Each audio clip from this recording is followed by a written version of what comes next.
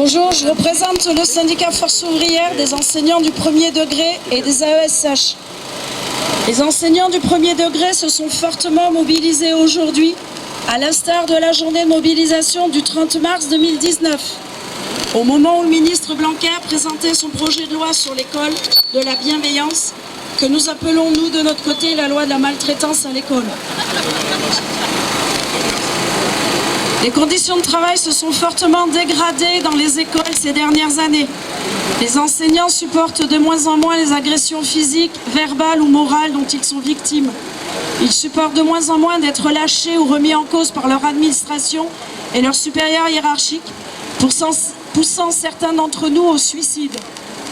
Alors la retraite, c'est pour certains comme une délivrance. Et voilà qu'on nous promet une retraite au rabais après toutes ces années de labeur. C'est inacceptable.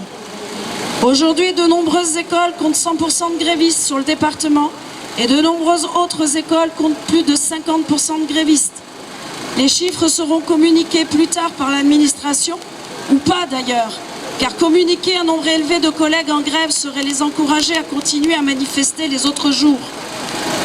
Pourquoi les enseignants sont-ils dans la rue aujourd'hui? N'en déplaise au ministre de l'Éducation nationale et aux médias nationaux, ce n'est pas seulement pour conserver leur régime spécial, si spécial qu'ils seraient les grands perdants de la mise en application de la réforme, même le ministre le reconnaît.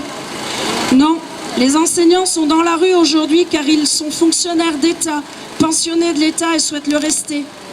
Car ils veulent aussi conserver un système de retraite par répartition et disent non à un système par capitalisation, but final et inavoué de ce projet de réforme, le système universel n'étant qu'une étape. Les enseignants sont dans la rue aujourd'hui car ils refusent le choix de société qui est proposé. En effet, à longueur d'année, ils incitent leurs élèves à faire preuve de solidarité, de coopération, et il faudrait qu'ils acceptent aujourd'hui de construire un avenir social fondé sur l'individualisme. Non, les enseignants sont dans la rue aujourd'hui car nous serions tous perdants, les actifs, les retraités d'aujourd'hui, comme les retraités de demain. Au fil des années et des réformes, nous avons tous perdu des acquis sociaux.